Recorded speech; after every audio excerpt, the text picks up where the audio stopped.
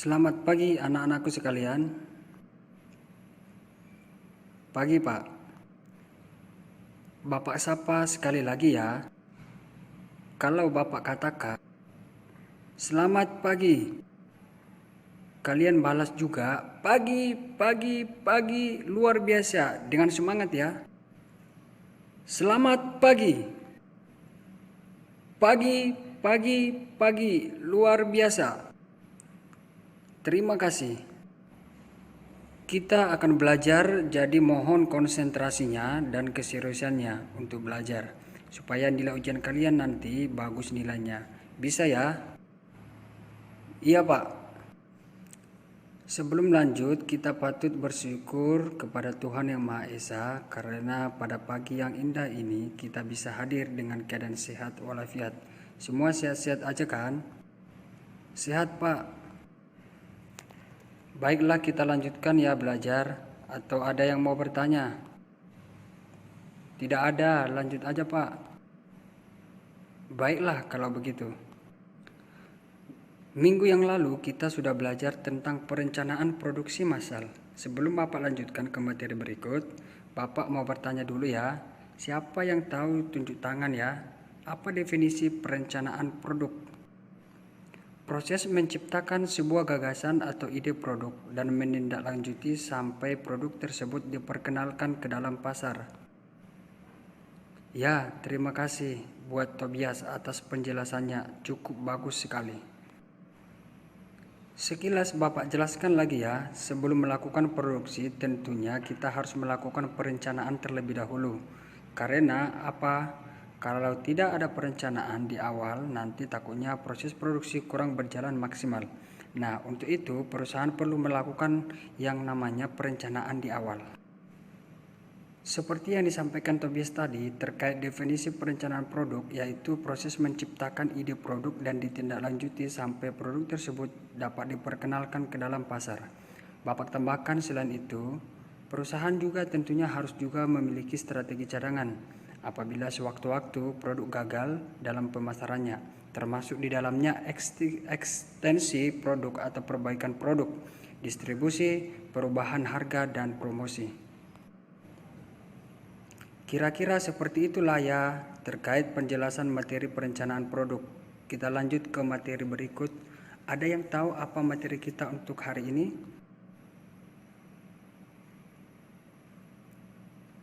Produksi Pak. Pintar sekali, hanya saja kurang lengkap ya. Iya, materi kita saat ini yaitu produksi massal. Kata produksi massal terdiri dari dua kata, yaitu produksi dan massal. Kata produksi diambil dari kata produk yang artinya di sini adalah suatu barang atau jasa yang dapat diperjualbelikan ke dalam pasar.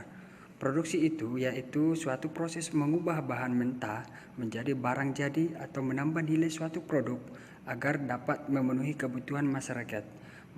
Massal adalah mengikutsertakan atau melibatkan orang banyak. Jadi, bisa diambil kesimpulan bahwa produksi massal adalah suatu cara perusahaan untuk melakukan kegiatan produksi sesuai SOP atau standarisasi operasional prosedural dalam menciptakan dan membuat suatu barang dalam skala besar secara terus-menerus untuk memenuhi kebutuhan masyarakat. Produksi massal pertama kali diluncurkan pada tahun 1926, tepatnya oleh sebuah perusahaan mobil ternama yang bernama Ford Motor Company. Mulai saat itulah sistem produksi semacam ini mulai dikenal oleh banyak perusahaan.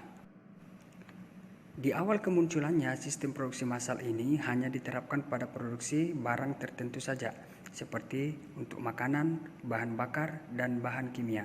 Tetapi pada kenyataannya saat ini, sistem ini sudah digunakan untuk produk jenis manufaktur serta bidang-bidang kerajinan. Adapun sifat-sifat produksi massal ini yaitu 1. Produk yang dihasilkan dalam jumlah besar. 2. Sistem produksi disesuaikan pada urutan. Yang ketiga, tidak membutuhkan tenaga kerja banyak. 4. Persediaan bahan produk lebih sedikit. Yang kelima, bahan-bahan dipindahkan menggunakan mesin. Yang keenam, mesin pembuat produk bersifat khusus. Dari penjelasan Bapak kira-kira sudah jelas atau ada pertanyaan? Saya, Pak. Ya, Tobias, silahkan. Dari penjelasan Bapak tadi bahwa sifat-sifat dari produksi massal yaitu tidak membutuhkan tenaga kerja yang banyak. Padahal produksi massal itu memproduksi barang secara besar-besaran atau memproduksi secara banyak. Mohon penjelasannya, Pak. Pertanyaan yang sangat bagus sekali. Baik, maksudnya sifat tidak membutuhkan tenaga kerja yang banyak karena produk yang diproduksi secara massal di sini fungsi mesin yang lebih diutamakan. Karena apa? Karena alat inilah yang membuat proses pembuatan produk lebih cepat dan terjamin. Karena sudah dipahami kalau produksi massal adalah sistem pembuatan produk dengan jumlah banyak, maka dari itu, kalau hanya menggantungkan pada tenaga manusia, hasilnya kurang maksimal. Ya, kira-kira seperti itulah. Cukup jelas? Ada lagi? Baik, kalau begitu untuk menambah wawasan kalian, tugasnya adalah yang pertama, cari minimal 3 produk yang termasuk contoh produk produksi massal. Yang kedua, apa keuntungan sistem produksi massal? Yang ketiga, apa kekurangan sistem produksi massal? Dibuat di buku tugas ya, waktu 30 menit dari sekarang.